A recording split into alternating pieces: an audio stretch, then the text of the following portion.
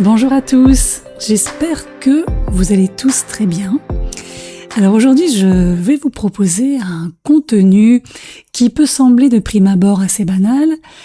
Il va s'agir de Jupiter. Donc bon, en soi, rien d'extraordinaire, vous me direz. Mais en fait, si.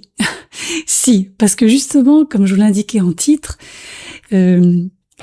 Jupiter, en fait, est-ce que c'est une bénédiction natale ou une chance illusoire? J'ai pensé à faire ce podcast parce que combien de fois j'ai pu lire ou entendre des commentaires ou des réflexions de gens qui disaient « Ah, mais je comprends pas, Jupiter vient de passer sur mon soleil, il m'est rien arrivé du tout. » « Oh, je comprends pas, Jupiter transite ma maison 10, je voulais changer de travail, j'ai rien trouvé. » Alors, on va reprendre les choses dans l'ordre, si vous voulez bien. On va redécrypter tout ça. Jupiter, qu'est-ce que cette planète porte en termes d'énergie? Qu'est-ce qu'elle indique aussi en termes de, disons, de mythologie, d'archétype? La vraie nature de Jupiter, qu'est-ce que c'est véritablement? Qu'est-ce qu'on appelle un Jupiter chanceux? Qu'est-ce qu'on appelle un Jupiter malchanceux? Quels sont les excès portés par Jupiter, et Dieu sait s'il y en a. On va regarder un petit peu les aspects dissonants, quelques aspects dissonants dont j'ai fait la synthèse. On va regarder aussi, justement, Jupiter et les fausses bénédictions, parce que ça ressort souvent. Et évidemment, le rôle du contexte. Un Jupiter, entendez-le bien, n'agit jamais seul. Il y a toujours une planète en plus qui va pousser l'énergie jupitérienne. Enfin, je vais reprendre tout ça dans l'ordre et en espérant que, en tout cas je l'espère, vous apporter quelques clés, quelques réponses, en tout cas des indications qui vous feront peut-être envisager cette énergie d'une manière un petit peu différente, justement. Alors Jupiter, en tant que tel, dans l'imaginaire, on va dire astrologique, Jupiter incarne le roi des dieux. Dans la mythologie, c'est l'équivalent de Zeus. Donc on va parler d'expansion, d'abondance, de protection, de croissance, etc. Et de cette symbolique, si vous voulez, a émergé une idée simpliste, qui est que Jupiter égale chance. Dans l'idéologie collective, Jupiter égale chance. Mais en astrologie, et encore plus dans une lecture psychologique ou karmique, Jupiter est beaucoup plus complexe que ça. En fait, ce Jupiter, c'est pas seulement un porte-bonheur, c'est un amplificateur de réalité et un révélateur de trajectoire intérieure, dans un premier temps. Alors la vraie nature de Jupiter, c'est quoi? C'est d'amplifier et de révéler, comme je vous disais. Jupiter ne crée jamais à partir de rien. Il agrandit, il ouvre, voire il exagère. Alors, sur un terrain stable ou une situation stable, il va avoir tendance à apporter ou à générer une forme de croissance, d'opportunité, de succès. Et à contrario, sur un terrain ou dans une situation un peu plus fragile, on va voir des excès, des illusions, des déséquilibres. Et dans une lecture karmique, par exemple, aussi, ça va encore plus loin. Dans ce cas, Jupiter va réactiver ce qui est déjà en nous. Les croyances, les tendances, les mémoires et les potentiels non intégrés. Alors la vraie question, c'est pas est-ce que Jupiter apporte de la chance, mais bien plutôt qu'est-ce que Jupiter est en train d'amplifier et pourquoi maintenant? Ça, c'est la vraie question à vous poser quand vous vous demanderez mais pourquoi Jupiter ne fait rien alors qu'il passe pile sur mon soleil ou sur ma lune? Qu'est-ce qu'un Jupiter chanceux? En tout cas, dit chanceux. Vous mettrez des guillemets ou pas à chanceux. Alors, un Jupiter qui est vécu comme bénéfique, comme on dit chez nous, traduit souvent une fluidité entre l'expansion extérieure, donc ce qui se passe en dehors de vous, et la maturité intérieure, en l'occurrence la vôtre. Alors c'est vrai qu'on va trouver certains placements favorables déjà au natal, qui facilitent ou qui ont tendance à faciliter une expression cohérente. On a souvent un Jupiter en Sagittaire ou en Poisson. Ici, il est en domicile, comme on dit. Jupiter en Cancer, c'est pas mal aussi. Il est exalté en Cancer, c'est pas mal. Jupiter en maison 1, en maison 5, en maison 9 et en maison 11. Alors là, je ne prends pas en compte la manière dont il est aspecté. Là, je vous parle juste du placement en tant que tel. Quelqu'un qui aurait Jupiter en Sagittaire en maison 9, logiquement, c'est quelqu'un qui va avoir des velléités de voyageur, qui va avoir envie d'étudier, de transmettre, en tout cas qui aura une forme d'ouverture vers le monde extérieur. Si on prend ce même Jupiter en Sagittaire en maison 9, sur un plan karmique, on peut se dire que la personne semble déjà habituée à apprendre, à transmettre et à élargir ses perceptions. Du côté des aspects harmonieux, alors même chose, les aspects harmonieux, c'est-à-dire on prend uniquement l'aspect, on ne prend pas de transit ou quoi que ce soit. Alors généralement, quand vous avez Jupiter trigone ou sextile à votre soleil natal, on a une confiance relativement naturelle. Quand le Jupiter natal, même chose, est en trigone ou en sextile à Vénus natale, il y a souvent une aisance relationnelle ou une aisance matérielle. Quand Jupiter natal est bien aspecté à la Lune, trigone sextile, même chose, on ressent souvent un sentiment de sécurité intérieure. Par exemple, quelqu'un qui aura un Jupiter natal trigone au soleil natal, normalement, devrait avoir régulièrement des opportunités, doit avoir ce sentiment d'être soutenu.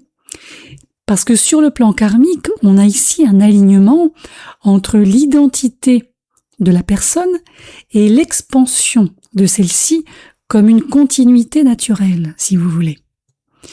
Après, on a d'autres transits aussi porteurs.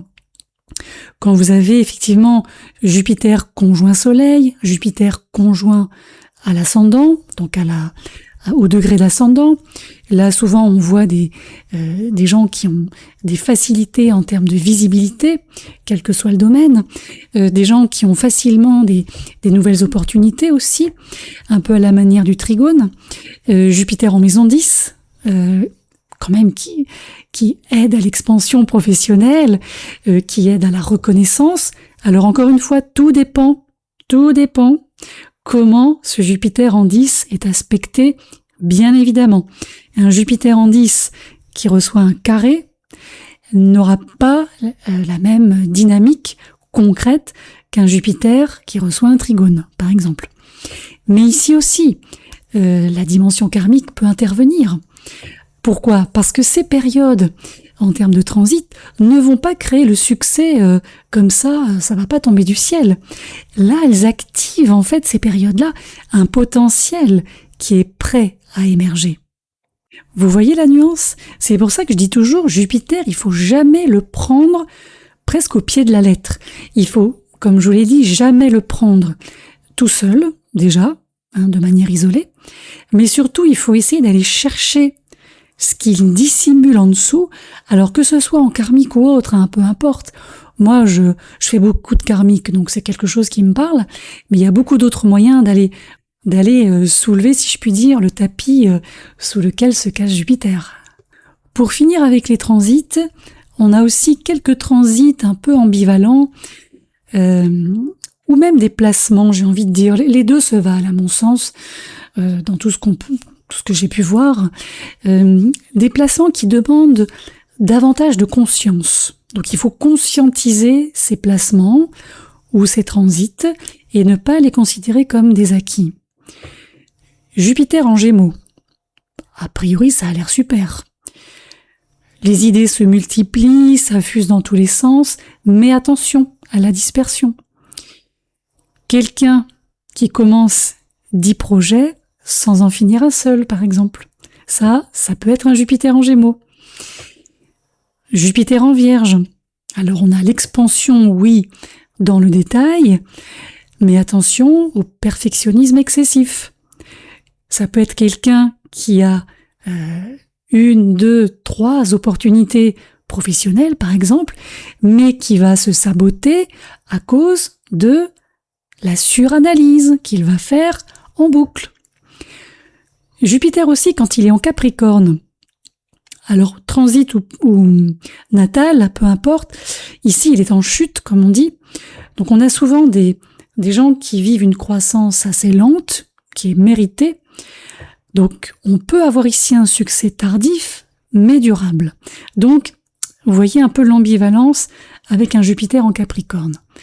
Dans ces cas de figure, sur le plan karmique, Jupiter ici demande en fait un rééquilibrage de la fonction qu'il exagère ou qu'il freine. On va passer maintenant au Jupiter, je dirais malchanceux. Alors même chose, vous mettez des guillemets ou pas, comme vous le sentirez. Alors c'est ici où moi je dis souvent c'est l'expansion qui devient inflation. Jupiter, c'est pas une énergie qui est maléfique, comme on le dit traditionnellement en astro, comme on peut aussi le dire pour un Saturne, pour un Pluton, mais comme on le sait, il peut amplifier ce qui n'est pas intégré.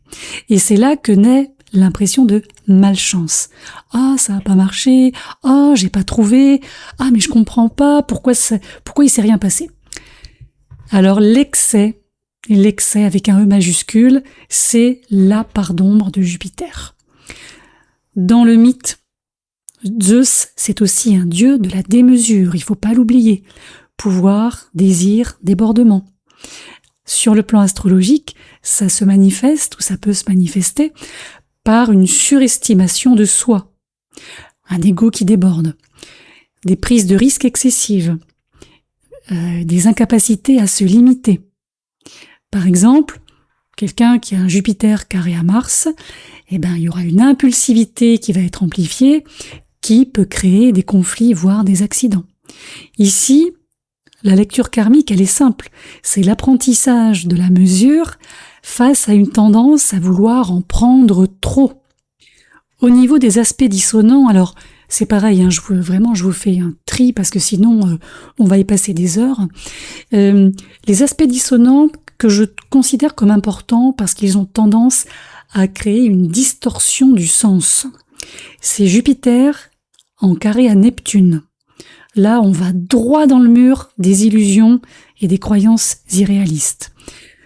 Jupiter aussi, quand on a une opposition à Saturne ou un carré à Saturne. Là, on a très souvent des tensions entre une volonté d'expansion et des blocages. Alors, blocage de type autosabotage ou blocage qui viennent de l'extérieur. Et on a aussi Jupiter carré à Mercure. Là, on a souvent des erreurs de jugement. Par exemple, quand Jupiter fait un carré à Neptune. Alors, que ce soit en aspect, Jupiter natal, carré Neptune natal, ou bien même un Jupiter en transit qui va faire un carré à votre Neptune natal. Ici, on a souvent une dynamique d'idéalisation, de tromperie et de foi biaisée, si vous voulez. Et là, sur le plan karmique, pour continuer sur la lancée, il y a une vraie nécessité de différencier la foi authentique, la vôtre, et les projections illusoires.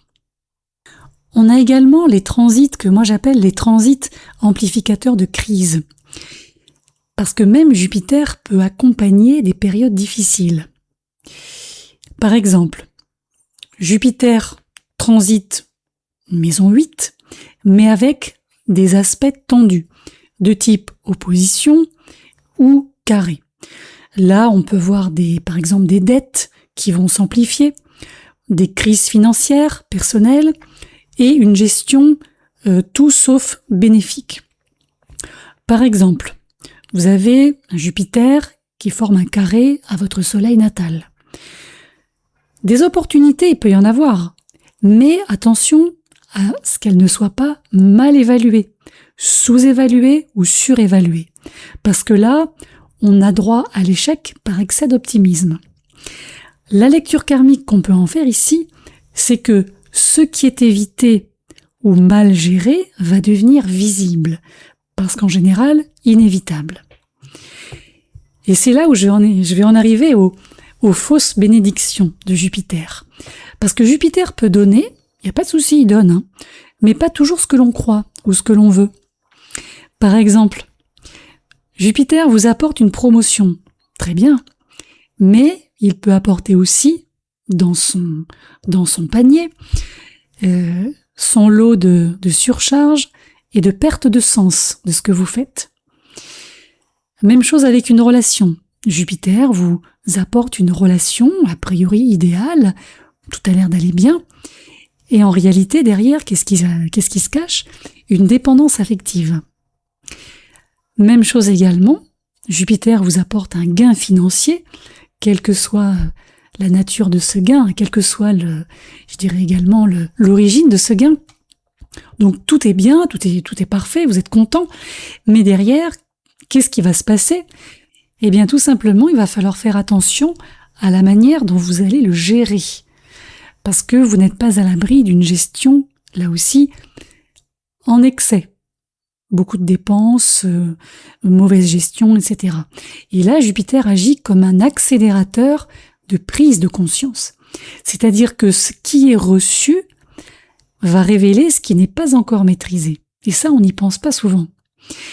Et là, on prend justement le rôle du contexte. Comme tout à l'heure je vous disais, Jupiter n'agit jamais seul. Ce qu'il faut regarder quand vous avez un transit de Jupiter, par exemple, ou même au natal, regardez l'état de votre Saturne, ou l'état du Saturne transitant. Et l'équilibre avec Saturne est très important. Pourquoi? Parce que Jupiter ouvre, Saturne structure. Jupiter sans Saturne risque de dispersion, d'inflation et d'excès. Vous faites rentrer Saturne dans l'équation, et là on passe à une croissance durable et à une expansion maîtrisée. Généralement, les gens qui ont au natal un Jupiter trigone à Saturne ont tendance à développer une réussite plutôt stable. Et là, on peut vraiment voir l'équilibre entre l'expansion personnelle et la notion de responsabilité qui est déjà intégrée. Et c'est vrai que la présence de Saturne, c'est vraiment la structure qui peut rendre, on va dire, la chance durable. Et c'est probablement le point le plus important et le plus sous-estimé, ce Saturne. On peut prendre d'autres exemples concrets. Un Jupiter trigone à Saturne, on va avoir une expansion progressive mais solide. Une carrière qui va se construire étape par étape et sans brûler les étapes, justement, alors que Jupiter aurait très bien pu le faire. Mais Saturne dit non, attends, on va y aller doucement. Quand Jupiter n'est pas raccordé à Saturne, on peut avoir un succès rapide, justement, mais qui peut être ou qui va être difficile à maintenir dans le temps. Un Jupiter qui est en carré à Saturne peut révéler des frustrations, des freins, évidemment, mais aussi un potentiel énorme si celui-ci est bien intégré. Donc sur le plan karmique, comme vous le savez, Saturne représente ce qui a été construit dans le temps, et Jupiter représente, lui, ce qui peut maintenant s'étendre à partir de là.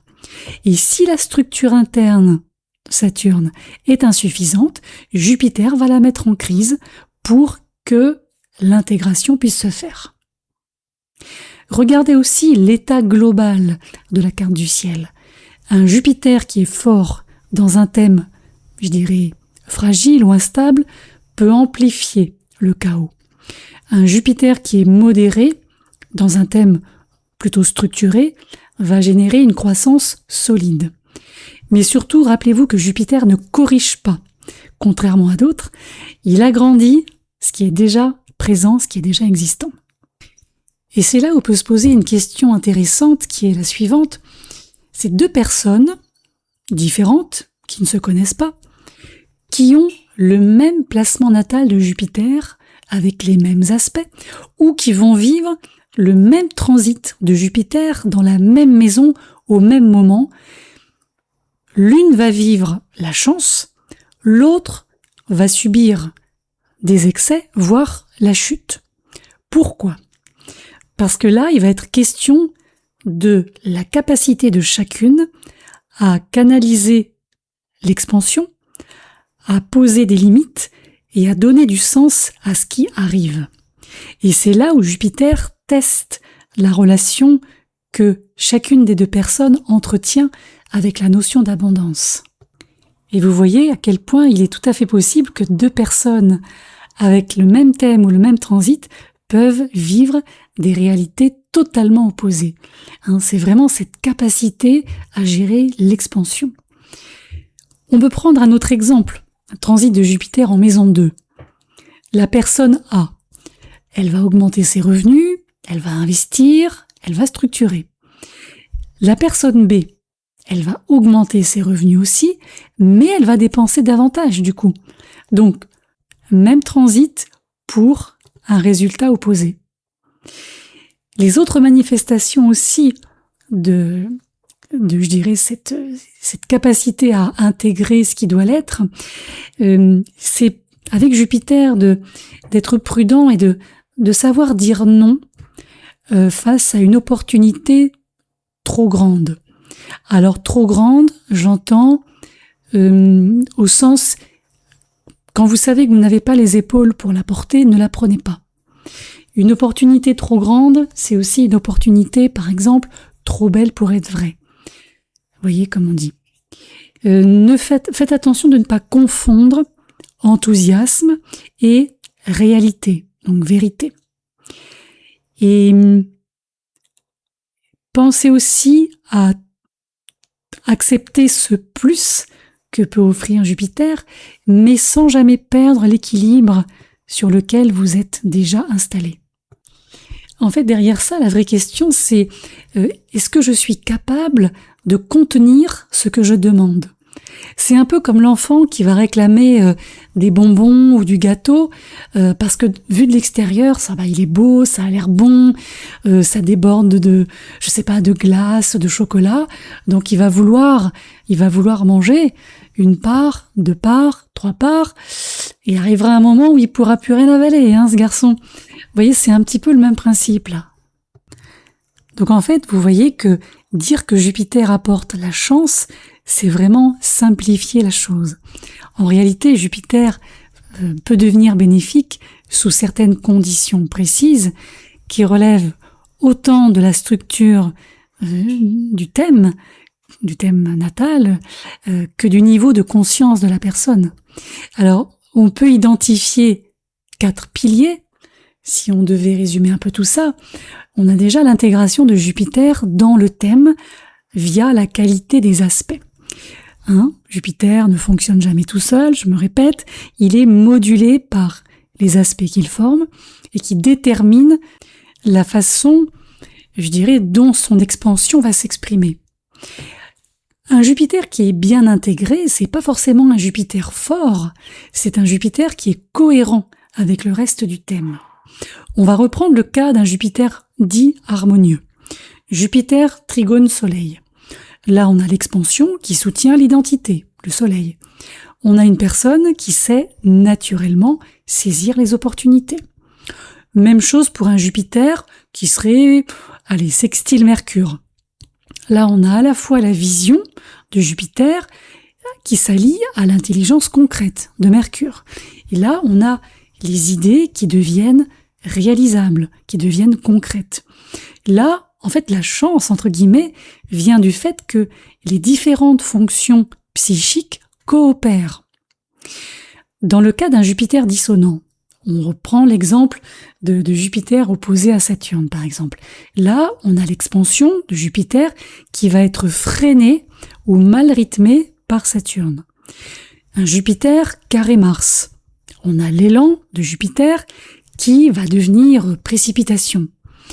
Et on a, comme tout à l'heure on l'a vu, Jupiter, le fameux carré à Neptune, qui va propulser en fait l'expansion jupitérienne dans le mur de l'illusion. Donc dans ces 3 cas, Jupiter amplifie, mais dans des directions contradictoire, comme on le voit. Là, il y a vraiment une mémoire de désalignement à réharmoniser. Et pensez aussi que Jupiter, qui dirige le signe du Sagittaire, et plus traditionnellement celui des Poissons, qui dirige donc la maison 9, si on reste sur le Sagittaire, mais aussi la 12, si on reste du côté des Poissons. Il ne faut pas oublier que l'alignement, dans ces cas-là, se fait de pair avec la trajectoire intérieure de la personne. Et c'est là où se joue le niveau le plus subtil de Jupiter. Jupiter, il est profondément lié au sens, à la direction, à la foi. Et quand il devient réellement chanceux, c'est pas uniquement parce que les choses marchent, les opportunités arrivent. En général, quand Jupiter fonctionne, c'est parce que ce qui arrive a du sens pour la personne. On va reprendre l'exemple de la maison 9, un transit de Jupiter en maison 9. Alors là, on va parler de voyage, d'études, de transmission, de ce genre de choses. Alors, si la personne est alignée, on va voir une expansion enrichissante. Mais si c'est pas le cas, on aura plutôt affaire à de la fuite, de la dispersion, ou alors à une quête sans ancrage. Un autre exemple, au niveau d'une maison angulaire, la maison 10, Jupiter qui va transiter la maison 10. Bon, il est question de réussite sociale, logiquement. Mais en fonction de l'alignement intérieur, si alignement il y aura accomplissement. Mais si la personne n'est pas alignée intérieurement, ou si ses motivations ne sont pas claires, si elles ne sont pas, authentiques avec elle-même, là on peut assister à une réussite qui va être vide de sens. Donc Jupiter ici ouvre les portes en cohérence avec une direction profonde, mais il peut aussi nous pousser dans des voies complètement erronées si l'on est déconnecté avec le domaine de vie en question. Donc pour résumer, un Jupiter peut devenir réellement bénéfique sous 4 conditions, moi je dirais. Quand il est relié harmonieusement à l'ensemble du thème, quand il est soutenu par une structure saturnienne, quand il est accueilli avec une forme de maturité psychologique ou psycho-émotionnelle, et quand il est aligné avec une direction intérieure authentique.